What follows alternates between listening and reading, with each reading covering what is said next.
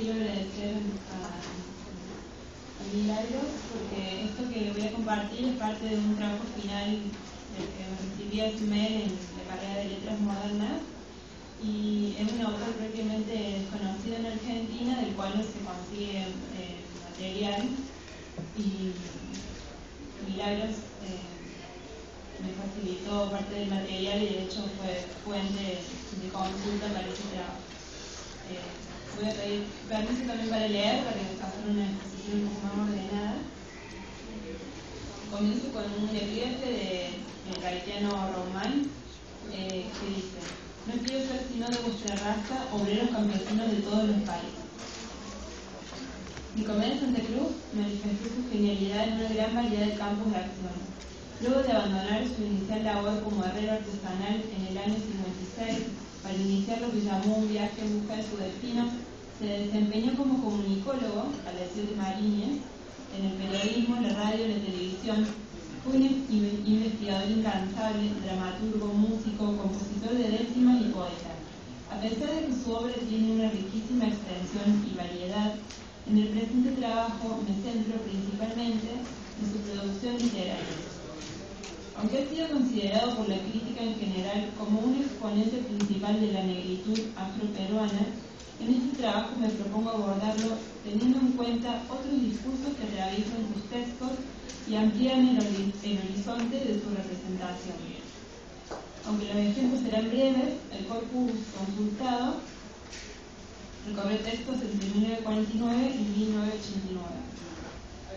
Teniendo en cuenta que Santa Cruz es considerado un exponente de la negritud afroperuana, sus textos efectivamente resignifican y actualizan las formas negativas con que había sido representado el negro en el Perú.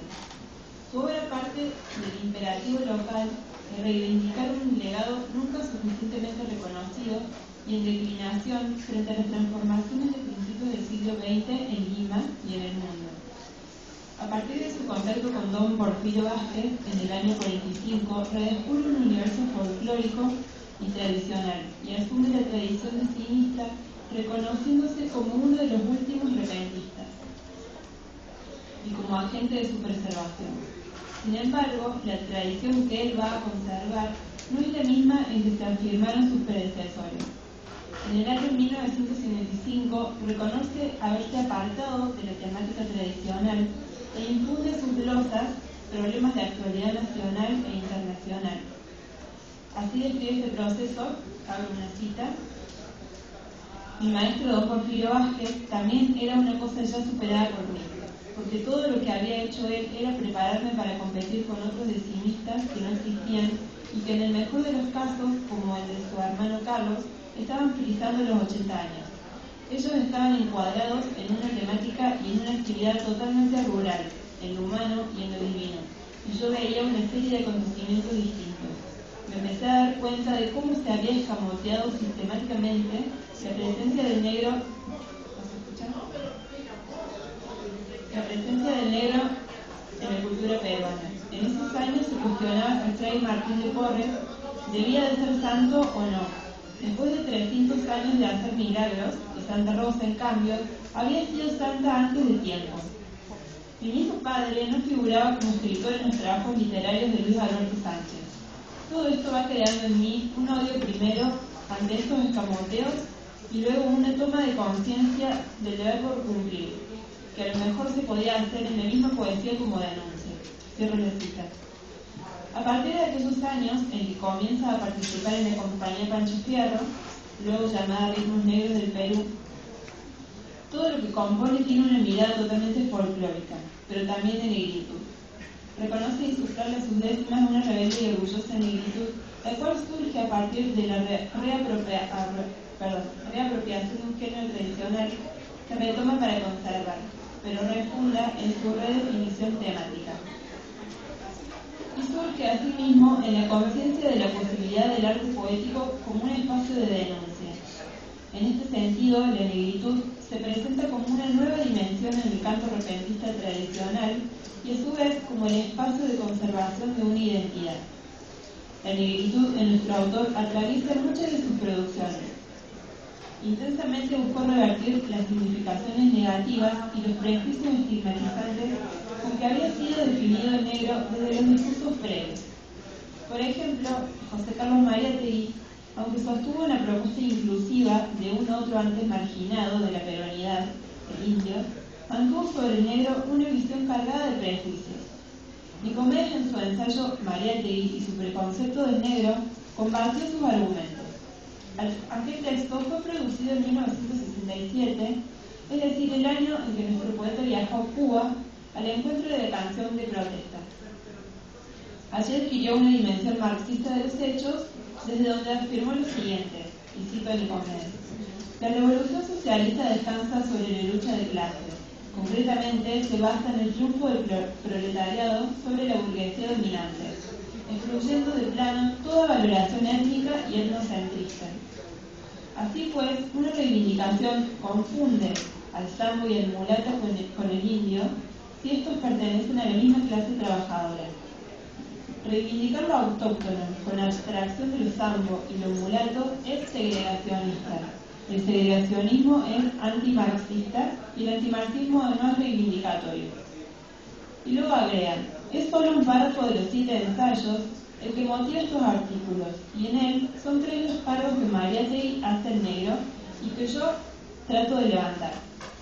Su exclusión de la reivindicación de lo autóctono, su negativa presencia en el proceso histórico de nuestra socioeconomía y su adhesión servil al colonialismo. Cierro la cita. Aunque a partir de 1967 acentúa una visión más política de los hechos, ya en sus primeros textos, en que reivindicó al negro y la cultura afroperuana, sostuvo una posición política no esencialista y multicultural, con la conciencia de que una reivindicación iguala al negro, al sambo, al mulato, al indio, en tanto sujetos de una misma clase trabajadora. La negritud en la obra de Santa Cruz no es la expresión de una visión esencialista, estereotipada ni clausurada en sí misma. A lo largo de su obra, este aspecto se fue reposicionando desde otras dimensiones en relación con otros sujetos y luchas. Sin embargo, ya desde Ritmos Negros del Perú del año 57, la primera décima que reconoció haber compuesto para el público, presenta al indio junto al negro en comunidad de experiencias en el marco del sistema de opresión colonial. A partir de la década del 60, se acentúa su visión multicultural, integracionista y continental, así como la dimensión política, la cual se complementa entre su posición enunciativa a la cultural. El horizonte de representación del poeta traspasa la región costeña en busca de un Perú más total. En este sentido, Santa Cruz sale del espacio capitalino en un viaje al interior del país para acercarse al hombre de la sierra y de la selva. El poema Tumbes, del año 59, al igual que Talara No Digas Yes, da cuenta de lo expresado. Está dedicado al departamento norteño, cercano al Ecuador. El enunciador comienza afirmando: eres el norte del norte, y continúa con una crítica al centralismo político y económico. Cito: rara vez el centralismo pone sus ojos en ti, y a pesar de ser así, es grande tu patriotismo. Cierro la cita. Por otro lado, el poema Salud de Iquitos, del año 69, es un canto a una de las ciudades más grandes del noreste del Perú, situada a la orilla del río Amazonas. El enunciador se acerca a una región selvática como un deseo de abrazar más ampliamente al propio país. Cito: por dar un fraternal abrazo a mis amigos de Iquitos, la capital de Loreto y mayor puerto fluvial, y luego, soy un cantor de la costa que saltó la cordillera por conoceros de veras. Cierro la cita. Una cuarta región es considerada, asimismo, en la obra de nuestro poeta, el mar. Su poema 200 millas, del año 72, se enmarca dentro de un debate acerca de la jurisdicción del mar por parte de los países colindantes. Santa Cruz no solo representó la variedad de regiones del propio Perú, sino también la multiplicidad de sujetos del mismo. En ese sentido, muchos de sus textos tienen como centro al hombre de la sierra. Algunos ejemplos son Ranraírca, del año 62, cuyo referente es el pueblo de Ancash, arrasado por un huayco desprendido del Huascarán. Cito: otra de las de las décimas que siguen esta línea, teniendo como personajes al hombre de la sierra, Los Comuneros del año 62, que narra el desalojo de la comunidad andina en el marco de lo que Sforza llamó la Guerra Callada. Éxodo del año 63 tiene como centro al hombre migrante de la sierra que muere pauperizado al pie del mar en la capital limeña. Asimismo, Pasaje Obrero del año 63 se refiere a los trabajadores de la capital y de las minas. Noche Mala del año 64 narra un triste hecho ocurrido a 59 mineros que quedaron sepultados por la negligencia de un ingeniero norteamericano en Guayanijiga, Cerro de Pasco. Nicomedes Santa Cruz también saltó las fronteras del territorio peruano para expresar la visión de una heterogénea americanidad, al decir de René de Pestre. Su viaje a Brasil en el año 63 constituyó una de las condiciones de producción fundamentales en la ampliación de su horizonte de referencia. Allí compuso, entre otros textos, su maravilloso poema América Latina, donde la región es visualizada desde el Cabo de Hornos hasta el río Bravo y desde el Pacífico hasta el Atlántico. Se trata de un texto de definición continental donde la identidad es la del sujeto heterogéneo, esto es, constituido por sus tensiones fundamentales. Cito un fragmento del poema. Las mismas caras latinoamericanas de cualquier punto de América Latina, indo-blanquinegros, blanquinegrindios y negrindo-blancos, rubias bembonas, indios barbudos y negros lacios. Cierro cita. Las imágenes complejas y contradictorias en sí mismas entrañan la idea de un sujeto constituido en sus procesos históricos, geoculturales y geopolíticos. El enunciador se refiere a un continente cuyas condiciones históricas son comunes: militarismo, oligarquía, chauvinismo, burocracia, hipocresía, clerecía, antropofagia, y se autodefine en su sincretismo y complejidad, es decir, atravesado por el propio continente. Este sujeto se identifica con la diversidad de América y da cuenta de la imposibilidad de una definición unidireccional. Su carácter es plural. Cito: alguien pregunta de dónde soy.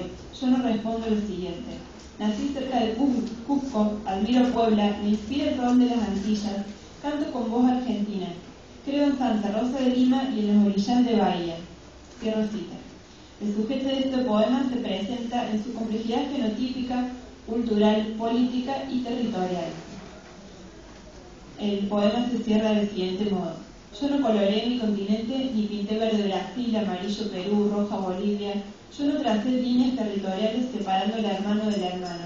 Poso la frente sobre el río Bravo, me afirmo pétreo sobre el Cabo de Hornos, hundo mi brazo izquierdo en el Pacífico, sumerjo mi diestra en el Atlántico, por las costas de Oriente y Occidente, 200 millas entro a cada océano, sumerjo mano a mano y así me aferro a nuestro continente en un abrazo latinoamericano.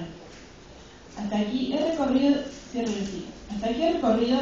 desde sus primeras producciones más centradas en la reivindicación del negro y su cultura, pasando por aquellas que presentan la visión de un Perú total y esta última dimensión más continental. Como mencioné desde los primeros textos, el sujeto es presentado en relación a las condiciones materiales del sistema de producción y en tensión con el mismo. La cultura afroperuana, en varios de sus textos, es representada como un modo de cimarronear la opresión.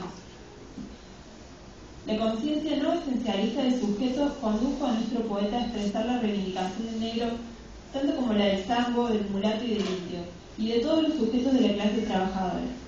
Tanto la visión continental, ampliada en sus viajes, como la recepción del utopismo revolucionario, fundamentalmente motivada por el triunfo de la Revolución Cubana en el año 59 y por las reformas de Blasco Alvarado a partir del 68, entre otros acontecimientos de la historia americana y mundial, constituyeron las condiciones de producción de este proceso.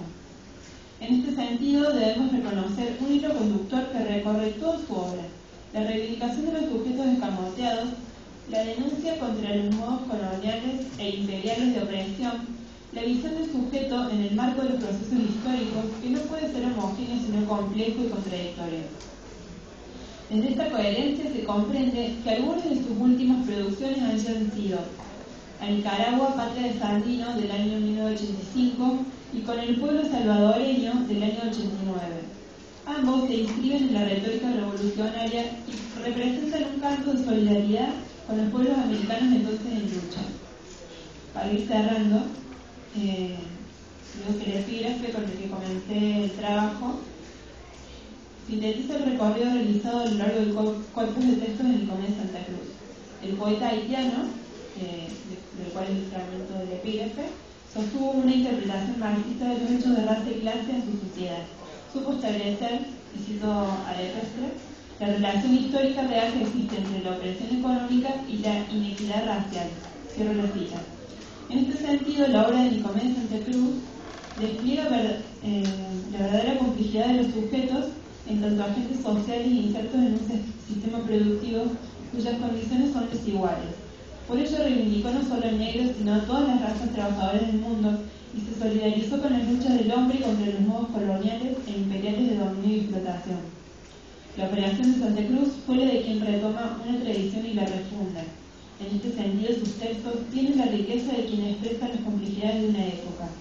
Su obra trasciende la representación del negro como mera figura o tipo literario, lo extrapola a la posición del sujeto con espesor histórico, político y social, definido en su complejidad y contradicciones, es decir, en su constitutiva heterogeneidad.